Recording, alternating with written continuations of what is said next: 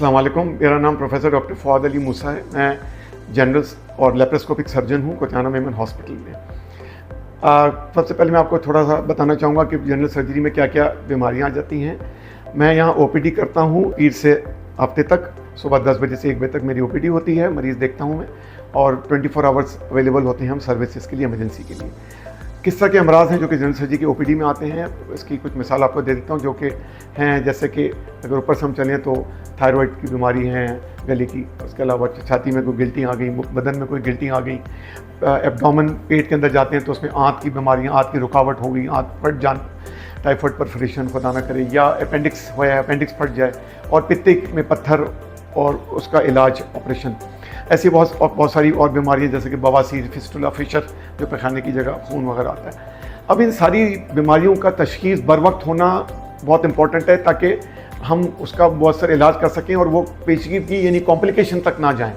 तो अगर आप बर वक्त अपने मॉलिज से जो कि जीपी है उससे कांटेक्ट कर लें और फिर कोतियाना अस्पताल आ जाएं ओपीडी में या खुदा न करें इमरजेंसी में, तो ताकि आपका बर वक्त हो सके।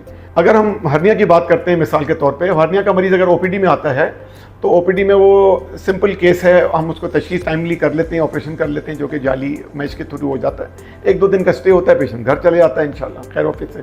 अब यही अगर वो मर्ज़ लंबा छोड़े और वो खुदा न करे पेचीदगी के साथ आए और उसके अंदर कोई बल आ जाता है आंत में, या खुदा न करे बर्स्ट हो जाती है आंत, अब पेशेंट लेप्रोटमी यानी कि बड़े चीज़ी के साथ ऑपरेशन उसका होता है और कॉस्ट भी बढ़ जाती है और मरीज़ खुदा न करे आईसीयू भी जा सकता है। तो बर वक्त तशखीस बहुत इंपॉर्टेंट है।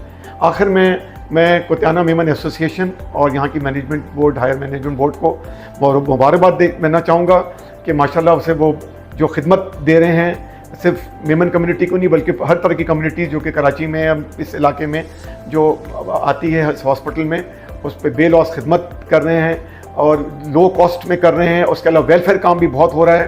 तो इसमें जो है अहमद चुनाज साहब और उनकी जो कॉम्पिटेंट टीम, एक्सपीरियंस्ड टीम जो काम कर रही है, उनके लिए दुआएं हैं। और एक बात आखिर में बहुत इंपॉर्टेंट वो ये कि ये अस्पताल अब सिर्फ अस्पताल नहीं है, अब ये एक टीचिंग हॉस्पिटल बन गया है, जहां अब जो डॉक्टर्स जो हायर एजुकेशन जो कर रहे हैं, जो FCPS के लिए जो डिग्री लेते हैं, वो भी अब यहाँ उनकी ट्रेनिंग शुरू हो गई है। और इसके साथ ही आप सबको जो है यही मैसेज दूंगा कि prevention is better than cure. बर वक्त तशखीस, बर वक्त इलाज हमेशा बेहतर होगा। थैंक यू, शुक्रिया।